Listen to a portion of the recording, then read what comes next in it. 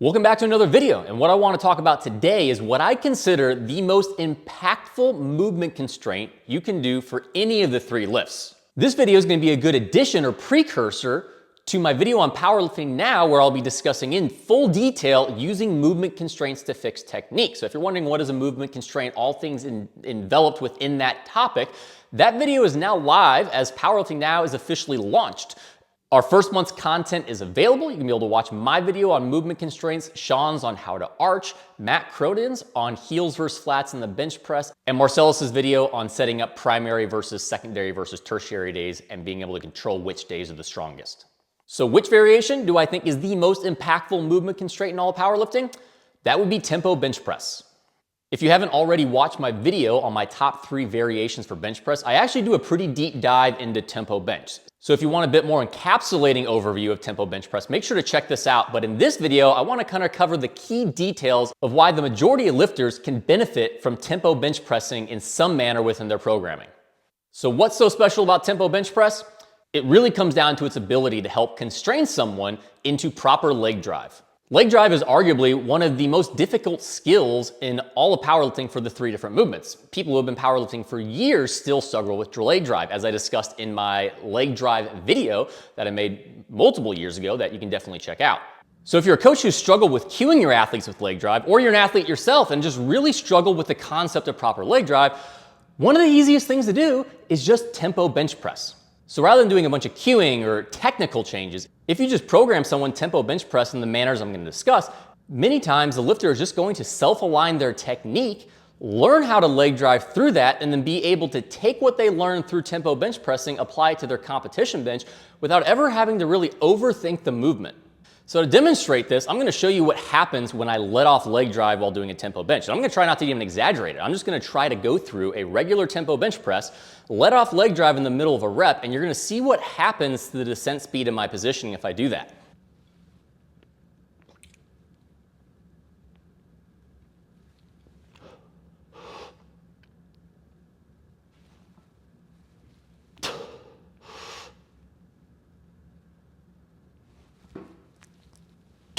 So as you can see, when I tempoed and controlled that first rep, was really cognizant of leg drive, it looked great. I was able to control all the way down to my chest, was able to soft touch, have a solid pause, and then press no issue.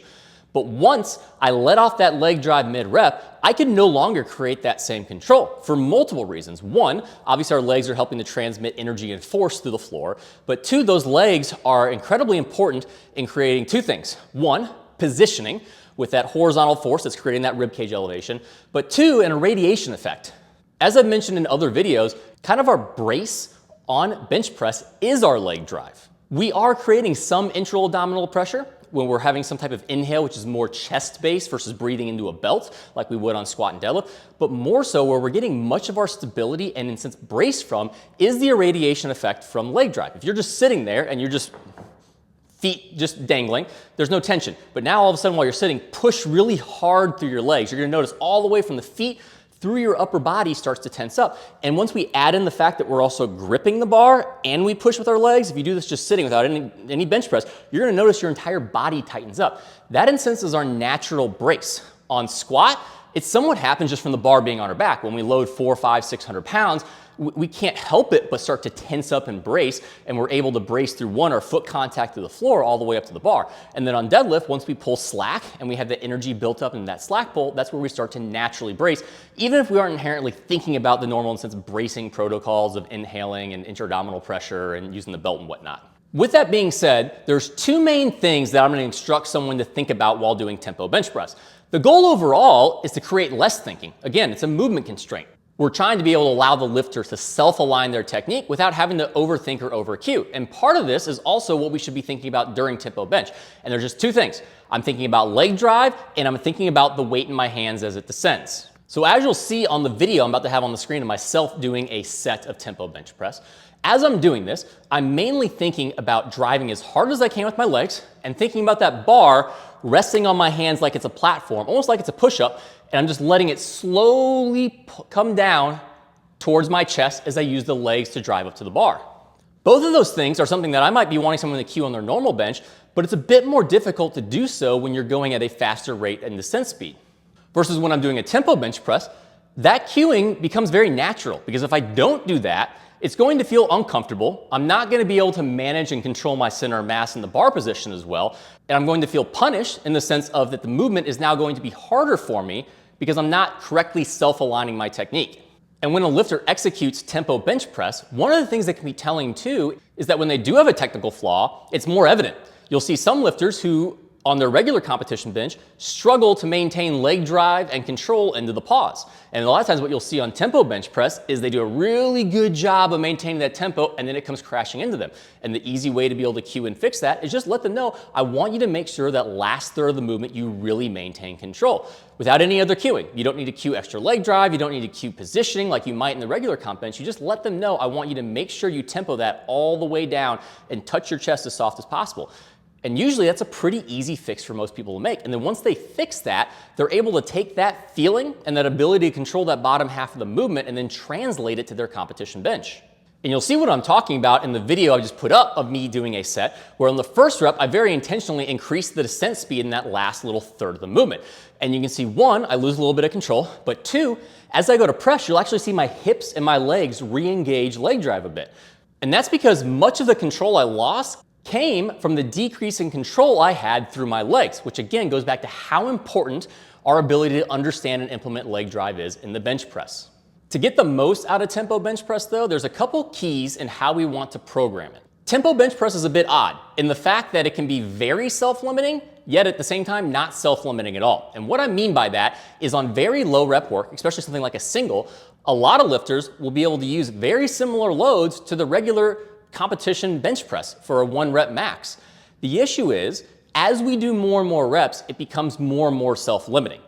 So because of that, I typically find tempo bench press to best be utilized in low rep ranges, if not typically just in the 1 to 2 rep range. I do program tempo bench press up to 4 to 5 reps at times depending on the lifter if I really feel like I need to, almost more so in the sense of a self-limiting variation, but in the sense of a movement constraint, I typically find it best utilized in that 1 to 3 rep range. And when that can be best be placed is either one, maybe on your primary day before the main rep set or even after the main rep set, you are doing a tempo bench single to a lower RPE to establish movement constraint to then help the rest of the sets.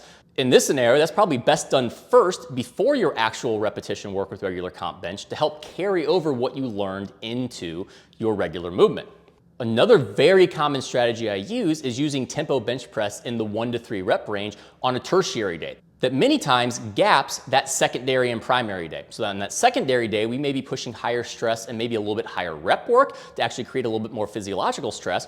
We use that middle tertiary bench day to help with movement, aka tempo bench in those low rep ranges to one, have a bit of intensity to help prime neurological adaptations and maintain those going into that primary day, but also help to prime our movement patterns so that maybe a day or two later when we're going into that primary session, we have those skills we've established to be able to then implement on our heaviest day of the week on our regular competition bench press. So to give a quick overview of what we talked about, first, in my personal opinion, tempo bench press is the most impactful movement constraint you can use on any 3 lifts for the reason that fairly universal, especially on people who bias into a more soft touch or controlled bench press and not the sink and heave style that many heavier lifters tend to do, you'll find that the vast majority of people can only benefit from it.